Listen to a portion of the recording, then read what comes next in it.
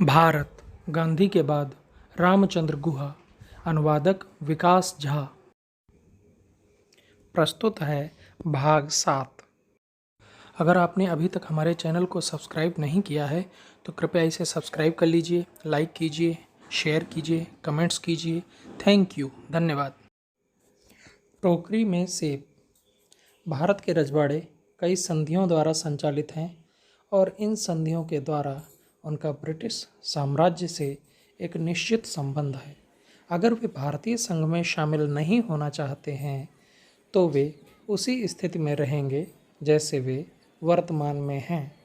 Sir Stafford Cripps, British राजनीतिज्ञ, 1942। हमें आज या कल इन रजवाड़ों के साथ खुलकर बात करनी ही होगी। हम अगर ये कहते हैं कि हम इन सारे रजवाड़ों को संभाल लेंगे तो मुझे लगता है कि हम अपने वक्तव्यों में ईमानदार नहीं हैं। हम अच्छी तरह जानते हैं कि हम ऐसा नहीं कर पाएंगे। लॉर्ड वेवल, भारत के वायसराय, 1943। इतिहास में अपने व्यक्तित्व के मूल्यांकन को लेकर पूरी दुनिया में कम ही लोग उतने चिंतित रहे होंगे जितना भारत के अंतिम वायसराय और गवर्नर जनरल लॉर्ड माउंटबेटन। एक वरिष्ठ पत्रकार ने टिप्पणी करते हुए कहा कि ऐसा लगता है कि माउंटबेटन खुद ही अपने जनसंपर्क अधिकारी के रूप में काम करते हैं। माउंटबेटन के अधीनस्थ काम करने वाला एक अधिकारी तो अपनी टिप्पणी में और भी बेबाक था। उसने कहा कि माउंटबेटन एकमात्र जीवित आत्ममुग्ध व्यक्ति हैं। वायसरॉय हमेशा अपनी तस्वीरें खिंचवाते वक्त फोटोग्राफरों को निर्देश देते कि उनकी तस्वीरें हमेशा दृष्टि रेखा से 6 इंच ऊपर से खींची जाएं, क्योंकि उनके अभिनेता मित्र गैरी ग्रांट ने उनसे कहा था कि इस तरह से तस्वीरें खिंचवाने से चेहरे की झुर्रियाँ नज़र नहीं आती। जब फील्ड मार्शल माउंटगमरी ने हिंदुस्तान का दौरा किया और प्रेस ने दोनों की तस्वीरें एक साथ खींची तो माउंटबेटन ये देखकर दुखी हो गए कि माउंटगमरी के कंधों पर उनसे ज़्यादा मेडल चमक रहे थे। कुल मिलाकर माउंटबेटन का व्यक्तित्व उसके पूर्ववर्ती वायसरॉय लॉर्ड वेवल से बिल्कुल अलग था। एक नौकरशाह जिसने वेवल के अधीन काम किया था के मुताबिक वेवल को अपने व्यक्तित्व की खूबसूरती या अपने पद की अहमियत जैसी चीज़ें छू तक नहीं गई थीं।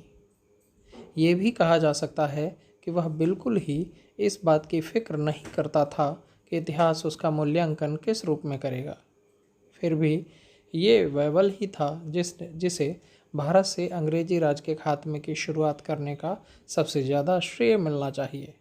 हालांकि वह राजनीतिक वर्ग के विचारों के प्रति निश्चिंत नहीं था और बावजूद इसके कि उसने उस वर्ग से ज़्यादा मेलजोल के भाव का प्रदर्शन नहीं किया, फिर भी उसे भारतीय आकांक्षाओं के प्रति सबसे ज़्यादा सहानुभूति थी।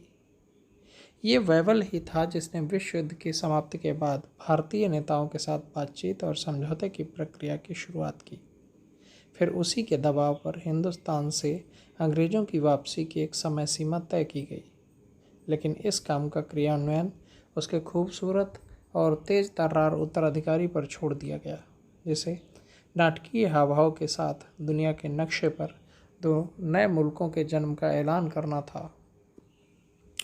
जब माउंटबेटन हिंदुस्तान से वापस अपने मुल्क गया तो उसने अपने कार्यकाल की बेहतरीन तस्वीरें पूरी दुनिया के सामने रखने की कोशिश की। उसने अपनी कामयाबियों को बढ़ा चढ़ाकर दिखाने वाली और अपने नाकामयाबियों को ढकने वाली कई किताबें लिखवाईं या इस विषय पर लिखने वालों को प्रभावित किया। ये किताबें माउंटबेटन की एक ऐसी छवि गढ़ती हैं कि लगता है कि वो एक काफ़ी जानकार मध्यस्थ था जिसने कामयाबी पूर्वक स्कूल जाने वाले बच्चों की लड़ाई में मध्यस्थता की। चाहे वह मध्यस्थता हिंदुस्तान और पाकिस्तान के बीच की हो, कांग्रेस और मुस्लिम लीग के बीच की हो, गांधी और जिन्ना के बीच की हो, या फिर जवाहरलाल नेहरू और वल्लभ भाई पटेल के बीच की हो। हर जगह माउंटबेटन को एक विद्वान, भद्र पुरुष के रूप में चित्रित किया गया। मज़े की बात यह है कि उसके बारे में लोगों की राय इन्हीं किताबों को पढ़कर कायम हुई है। और कई बार तो यह बकवास की सीमा को भी पार कर जाता है। उदाहरण के लिए यह कहना कि नेहरू ने पटेल को अपने मंत्रिमंडल में शामिल नहीं किया होता अगर माउंटबेटन इसकी अनुशंसा नहीं करते, एक बिल्कुल तथ्यहीन बात है। लेकिन ताज्जुब की बात यह है कि भारत और भारतीयों के प्रति माउंटबेटन के असली योगदान को उसके प्रशंसक जीवनीकारों ने बिल्कुल कम करके आंका है। माउंटबेटन ने वाकई ये काम प्रशंसनीय तरीके से किया जब मुल्क एक ऐसे भू राजनीतिक समस्या से रूबरू था जो किसी आज़ाद मुल्क को शायद ही कभी झेलना पड़ा हो, और भविष्य में भी किसी देश के लिए ऐसी आशंका नहीं दिखती, क्योंकि जब अंग्रेज हिंदुस्तान छोड़कर जा रहे थे तो वे अपने पीछे देश में करीब 500 छोटे छोटे राजनीतिक टुकड़े छोड़ गए थे। दो तो इनमें से नवजात मुल्क भारत और पाकिस्तान ही थे, और अन्य टुकड़ों में छोटे बड़े देशी राज्य, रजवाड़े, ठिकाने और कबीले थे जिन्हें देशी रियासत कहा जाता था।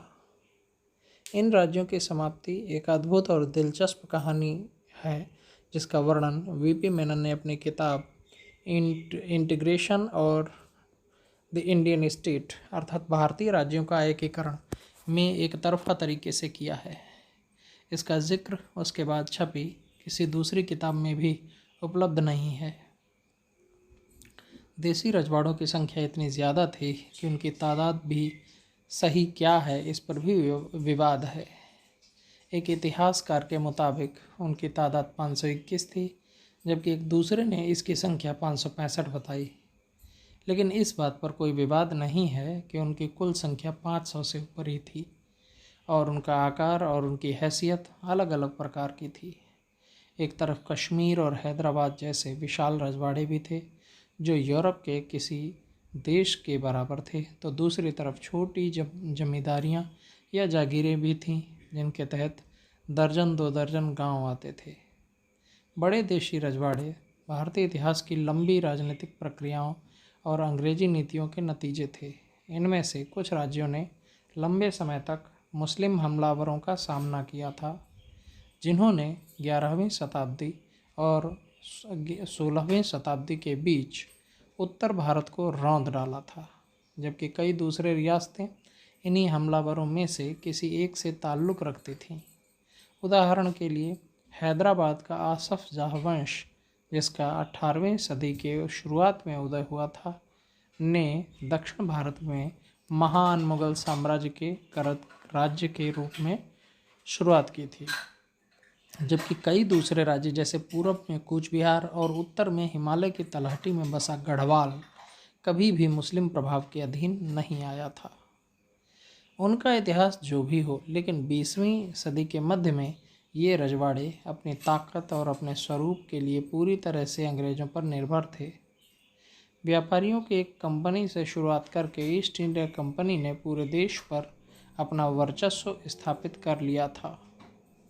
सन 1707 में अंग्रेज़ों की मृत्यु और मुग़ल साम्राज्य के पतन के बाद अंग्रेज़ों को हिंदुस्तान में पैर जमाने में काफ़ी सहूलियत हुई। कंपनी ने हिंदुस्तानी शासकों को अपना रणनीतिक सहयोगी बना लिया, जो उनके साझा दुश्मन फ्रांसीसियों से लड़ने में मददगार थे।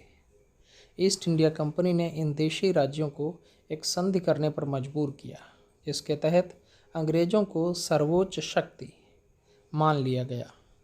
इस तरह जिन इलाकों पर ये राजे या नवाब शासन करते थे, कानूनन तो वो राज्य उनके अधिकार में था, लेकिन अंग्रेज़ों ने उन राज्यों में मंत्रियों और उत्तराधिकारियों की नियुक्ति का अधिकार अपने हाथ में रखा था। इसके अलावा अंग्रेज़ उन राज्यों को प्रशासनिक और सैन्य मदद देने के नाम पर एक मोटी धनराशि भी वसूलते थे। कई मामलों में इन संधियों के द्वारा देशी राज्यों को अपना महत्वपूर्ण भूभाग भी अंग्रेज़ों को देना पड़ता था। यह कोई ताज्जुब की बात नहीं थी कि काठियावाड़ और दक्षिण की दो जागीरों को छोड़कर किसी भी देशी राज्य के पास समुद्री तट तक नहीं था। आर्थिक वजहों से अंग्रेज़ों पर उन राज्यों की राजनीतिक निर्भरता और भी ज़्यादा थी, क्योंकि देशी राज्यों को कच्चे माल, औद्योगिक उत्पाद और रोजगार के अवसरों के लिए ब्रिटिश भारत पर निर्भर रहना पड़ता था।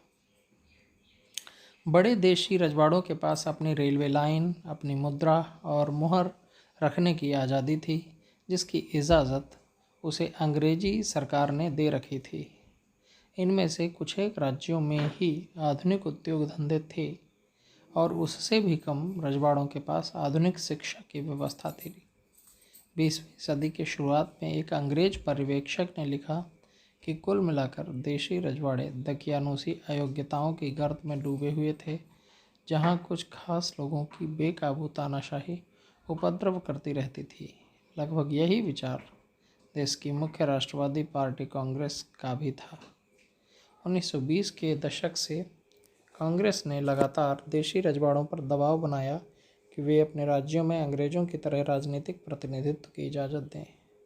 कांग्रेस की छतरी तले All India States People's Conference काम कर रही थी, जिसने रजवाड़ों के प्रजामंडलों को अपने साथ जोड़ रखा था। अपने स्वर्णिम दिनों में भी रजवाड़ों को भारतीय प्रेस ने कभी नहीं बख्शा था।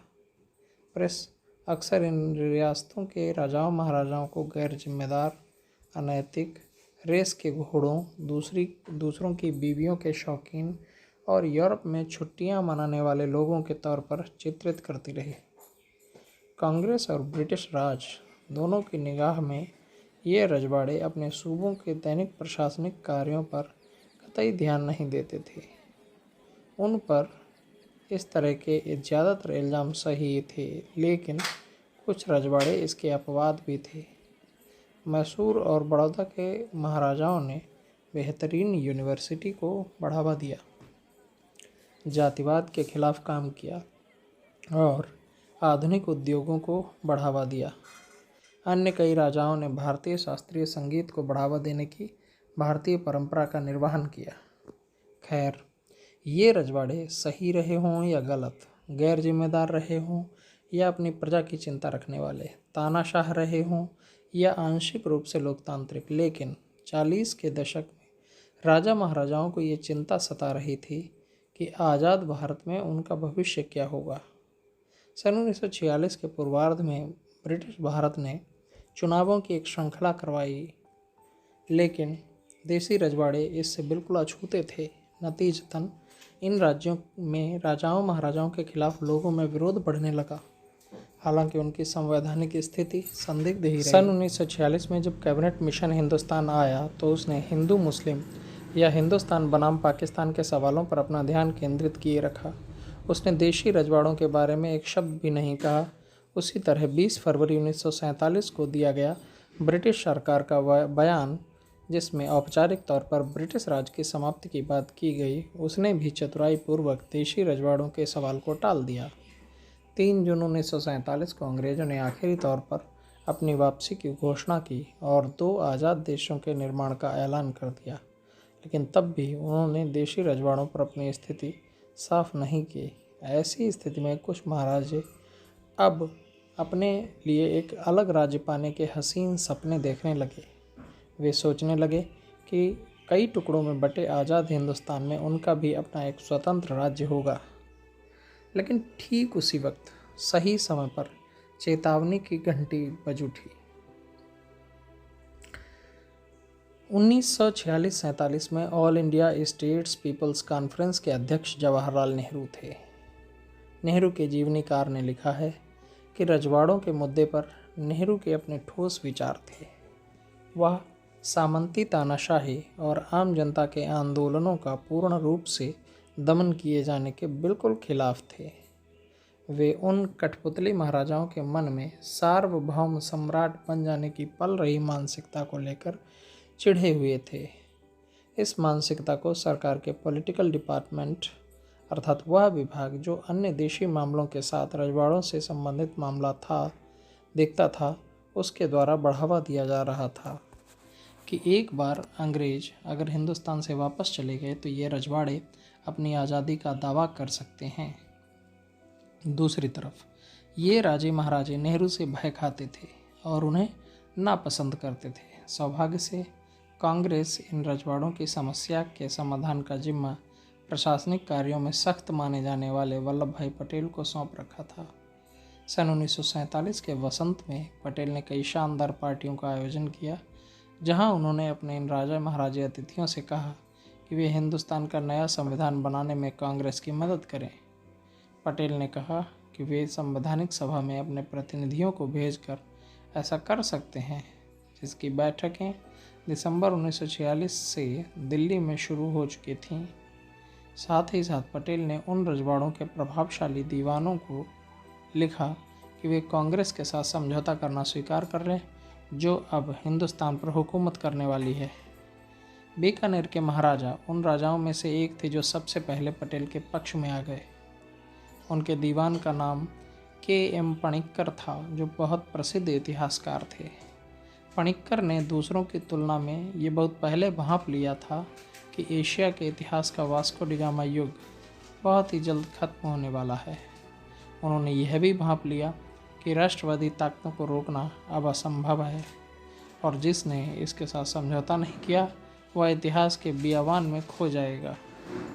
अप्रैल 1947 में बीकानेर ने अन्य दूसरे रजवाड़ों से अपील की कि वे संविधान सभा में शामिल हो जाएं।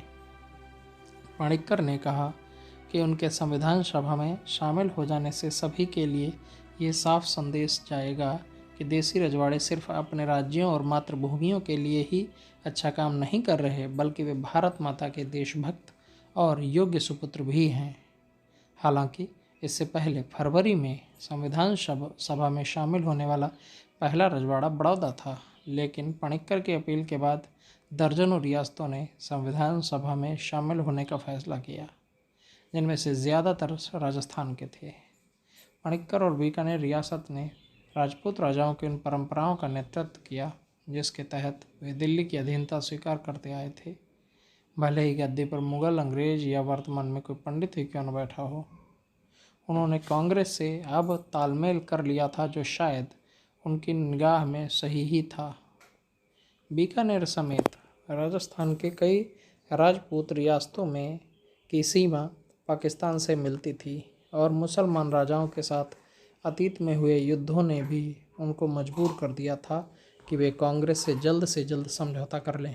लेकिन देश के अंदरूनी और सुदूर इलाकों की कई रियासतें ये सोच रही थीं कि अंग्रेज़ों के जाने के बाद शायद दिल्ली की सत्ता बहुत सारे इलाकों तक अपना प्रभाव नहीं जमा पाएगी।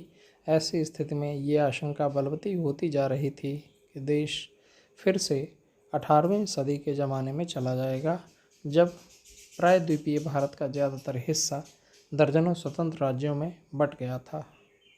27 जून को भारत सरकार द्वारा एक नए राज्य विभाग का गठन किया गया। इस विभाग ने पुराने पॉलिटिकल डिपार्टमेंट की जगह ली, जिसकी रजवाड़ा समर्थक और कांग्रेस विरोधी नीतियों ने कई गड़बड़ियां पैदा कर दी थीं। यह विभाग पटेल के जिम्मे सौंपा गया। उन्होंने वीपी मेनन को अपना सचिव चुना, जो मालाबार से ताल्लुक़ रखने वाले एक नाटे कद के, बौने किस्म के और बहुत ही तीक्ष्ण दिमाग वाले मलयाली थे। उस पद के महत्व के बिल्कुल ही विपरीत मेनन निचले तबके कर्मचारियों से पदोन्नत हुए थे। सरकार के दूसरे सचिवों की तुलना में, जो कि संभ्रांत इंडियन सिविल सर्विसेज से ताल्लुक़ रखते थे, मेनन ने एक क्लर्क के रूप में भारत सरकार की नौकरी शुरू की थी। धीरे धीरे काम करते हुए वे ऊपर पहुंचे थे। वे कई वायसरायों के मातहत सुधार आयुक्त और संवैधानिक सलाहकार का ओहदा संभाल चुके थे। इसके अलावा उन्होंने भारतीय स्वतंत्रता अधिनियम का मसौदा तैयार करने में अहम भूमिका निभाई थी। आईसीएस में उनके दूसरे सहयोगी कर्मचारियों के निचले तबके से आने की वजह से मेनन को बाबू मेनन कहकर पुकारते थे। वास्तव में जब अंग्रेजी राज के बदले हिंदुस्तान में कांग्रेस का राज कायम हुआ, तो शायद वीपी मेनन से काबिल कोई भी व्यक्ति नहीं था जो सत्ता हस्तांतरण के इस पेचीदे पक्ष को बेहतर तरीके से संभाल पाता। मेनन का ये पहला काम अंग्रेज़ सरकार से यह आग्रह करना था कि वे रजवाड़ों द्वारा एक स्वतंत्र राज्य स्थापित करने के ख्वाब का समर्थन करना बंद कर दें। मेनन ने अंग्रेज़ सरकार से कहा, अगर महारानी की सरकार ने इन रजवाड़ों को स्वतंत्र मान्यता देने का जरा सा भी संकेत दिया, तो नए आज़ाद देश और इसके रजवाड़ों को अहम मुद्दों पर एक साथ लाने में बहुत दिक्कतें खड़ी हो जाएंगी। इसके अलावा मेनन अपने पुराने आका माउंटबेटन और नए आका पटेल के बीच मध्यस्थता करवा पाने की बेहतर स्थिति में थे। उन सबों ने मिलकर एक विलय पत्र तैयार किया, जिसके मुताबिक देशी रियासतों की प्रतिरक्षा, विदेशी मामले और संचार जैसे विषयों को कांग्रेस सरकार को हस्तांतरित कर देना था। 5 जुलाई को पटेल ने एक बयान जारी किया, जिसमें देशी रियासतों से अपील की गई कि वे इन तीनों मुद्दों पर भारतीय संघ में अपना विलय स्वीकार कर लें और संविधान सभा में शामिल हो जाएं। उन्होंने कहा कि देश के हित में सरकार से सहयोग नहीं करने का मतलब अराजकता और अफरा तफरी के माहौल को आमंत्रित करना होगा। उन्होंने देशी राजाओं से देशभक्ति की भावना प्रदर्शित करने का आह्वान किया और दुनिया के देशों के बीच इस पवित्र धरती को उसके सम्मानजनक स्थान दिलाने में सहयोग की अपील की। 9 जुलाई को पटेल और नेहरू दोनों ही वायसरॉय से मिले और उनसे पूछा कि वे देश की सबसे कठिन समस्या, देशी रियासतों के बीच संबंधों पर हिंदुस्तान की किस तरह मदद करने जा रहे हैं। माउंटबेटन ने इस मसले को अपनी प्राथमिकता में रखना स्वीकार कर लिया। उसी दिन गांधी जी भी माउंटबेटन से मिले। वायसरॉय का रिकॉर्ड बताता है कि गांधी ने उनसे कहा कि वे अपनी पूरी शक्ति से वे सारे उपाय करें जिससे 15 अगस्त को अंग्रेज़ों को देशी रियासतों की आज़ादी के ऐलान का उकसावा न मिले और अंग्रेज अपने पीछे देश को बाल्कनीकरण अर्थात बाल्कनाइजेशन की स्थिति और अराजकता में छोड़कर न जाएं। कांग्रेस की त्रिमूर्ति द्वारा माउंटबेटन से कहा जा रहा था कि वे देशी रियासतों को विलय करने के लिए राजी करें। इस तरह कांग्रेस वायसरॉय को अपने हिस्से का काम करने के लिए दबाव डाल रही थी। वायसरॉय ने इस काम को बखूबी तौर पर निभाया। खासकर 25 जुलाई को चैम्बर्स ऑफ प्रिंसेस में दिए गए अपने भाषण में, जिसमें उन्होंने अपनी सारी काबिलियत का प्रदर्शन करते हुए राजाओं महाराजाओं के सामने प्रभावशाली भाषण दिया। उस भाषण के दौरान वायसरॉय अपने तमाम पदकों के साथ सेना की वर्दी में थे। उनके एक नज़दीकी सहयोगी ने याद करते हुए कहा कि वे अपने पूर्ण सैन्य परिधान में थे, जिसमें उनके सारे पदक और उनको दिए गए अलंकरण दूर से ही चमक रहे थे। ऐसा इसलिए किया गया था कि राजकीय तड़क भड़क वाले समारोह के आदि उन राजाओं महाराजाओं को मनोवैज्ञानिक रूप से आतंकित किया जा सके। माउंटबेटन ने महाराजाओं की उस सभा को संबोधित करते हुए कहा कि भारतीय स्वतंत्रता अधिनियम ने देशी रियासतों को ब्रिटिश साम्राज्य के प्रति अपने तमाम दायित्वों से मुक्त कर दिया है। पुराने संबंध अब खत्म हो गए हैं, लेकिन अगर कोई नई व्यवस्था इसकी जगह नहीं लेती तो अब ऐसी हालात में सिर्फ अराजकता का ही जन्म होगा। वो एक ऐसी अराजकता होगी जो सबसे पहले रियासतों का पर ही चोट करेगी। वायसरॉय ने महाराजाओं को सलाह दी कि वे अपने नज़दीकी देशों के बीच रिश्ता कायम करें। इसके बाद उन्होंने सलाह स्पष्ट किया कि वे अपने पड़ोसी आज़ाद देश से अलग भाग नहीं सकते और न ही वे अपनी जनता की जिम्मेदारियों से मुंह मोड़ सकते, जिसकी भलाई के लिए वे सीधे तौर पर जिम्मेदार हैं। जिस विलय पत्र पर महाराजाओं को दस्तखत करने को कहा जा रहा था, उसके मुताबिक रजवाड़ों को अपनी प्रतिरक्षा का अधिकार भारतीय संघ को सौंप देना था। माउंटबेटन ने कहा कि किसी भी हालत में रजवाड़े खुद ही ऐसा करने पर राजी हो जाएं कि वे किसी भी तरह के आधुनिक हथियारों या युद्ध सामग्रियों की बाहरी आपूर्ति से अपने आप को अलग रखेंगे। माउंटबेटन ने कहा, इस विलय पत्र से रजवाड़ों को अपने विदेशी मामले भी भारतीय संघ को सौंप देने होंगे और रजवाड़े शायद ही किसी बाहरी देश अपने राजदूत, मंत्री या प्रतिनिधि रखने की इच्छा जाहिर करें। वायसरॉय ने कहा कि देशी रियासतों को अपनी संचार व्यवस्था भी संघ के अधीन करनी होगी, क्योंकि संचार व्यवस्था पूरे उपमहाद्वीप की रक्तशिराएं हैं।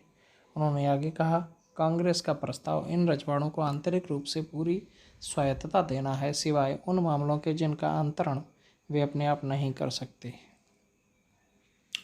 चैम्बर ऑफ प्रिंसेस में माउंटबेटन ने जो भाषण दिया उसका कोई जोड़ नहीं था। मेरी राय में माउंटबेटन का यह काम हिंदुस्तान में किए गए उन सारे कामों में सबसे ज़्यादा महत्वपूर्ण है। आखिर इस भाषण ने ही रजवाड़ों को ये बात स्वीकार करने के लिए राजी किया कि अब अंग्रेज उनकी रक्षा नहीं कर पाएंगे और उनके लिए एक स्वतंत्र राज्य की कल्पना महज एक मरीचिका है। माउंटबेटन ने अपने इस भाषण से पहले कुछ महत्वपूर्ण रजवाड़ों को पत्र लिखा था। इसके बाद उसने उन राजाओं को विलय पत्र पर दस्तखत करने का दबाव देना शुरू किया। उसने कहा कि अगर ये रजवाड़े 15 अगस्त से पहले विलय पत्र पर हस्ताक्षर कर देते हैं तो वायसराय उन्हें कांग्रेस से बेहतर समझौता करवा देगी, और ऐसा नहीं होता है तो फिर आज़ादी के बाद इसके विस्फोटक नतीजे हो सकते हैं और रजवाड़ों को संपूर्ण राष्ट्रवादी गुस्से का सामना करना पड़ सकता है। बस फिर क्या था, 15 अगस्त तक लगभग सारी देसी रियासतों ने विलय पत्र पर हस्ताक्षर कर दिए। इस दरमियान अंग्रेज सदा के लिए हिंदुस्तान छोड़कर चले गए। अब कांग्रेस इस वादे से मुकर गई कि अगर रजवाड़े उन 3 खास शर्तों पर विलय पत्र पर हस्ताक्षर करने को राजी हो जाएं, तो सरकार अन्य मामलों में उनके स्वायत्त अस्तित्व का सम्मान करेगी। अब रजवाड़ों में से फिर से एक बार प्रजामंडल सक्रिय हो गई। मैसूर में पूर्ण लोकतांत्रिक सरकार के लिए एक आंदोलन शुरू हो गया, जिसमें 3000 लोगों ने गिरफ्तारियां दी। काठियावाड़ और उड़ीसा की कुछ रियासतों में आंदोलनकारियों ने सरकारी कार्यालयों, अदालतों और जेलों पर कब्जा कर लिया। वल्लभ भाई पटेल और कांग्रेस पार्टी ने बड़ी चतुराई से जन विरोध के हथियार का इस्तेमाल कर रजवाड़ों को अपनी बात मानने पर मजबूर कर दिया। उन्होंने पहले ही सरकार की अधीनता स्वीकार कर ली थी और अब सरकार उनसे विलय करने को कह रही थी। इसका मतलब यह था कि उन रजवाड़ों को भी अपने आप को एक स्वतंत्र इकाई के रूप में ख़त्म कर लेना था और भारतीय संघ में वे अपने वजूद को मिला देना था। इसके बदले उनको उनकी पदवियां, उपाधि रखने की इजाज़त थी और आजीवन एक खास सालाना रकम बतौर पेंशन मिलती थी। अगर वे ऐसा नहीं मानते तो उन्हें आम जनता के बेकाबू और संभवतः काबू में न आने वाले योग्य आंदोलनों का कोप झेलना पड़ता, जिसकी दमित भावनाएं आज़ादी मिलने के बाद फूट पड़ी थीं। तो यह था भाग 7। अगर आपने अभी तक हमारे चैनल को सब्सक्राइब नहीं किया है तो कृपया इसे सब्सक्राइब कर लीजिए, लाइक कीजिए, शेयर कीजिए, कमेंट्स कीजिए। थैंक यू, धन्यवाद।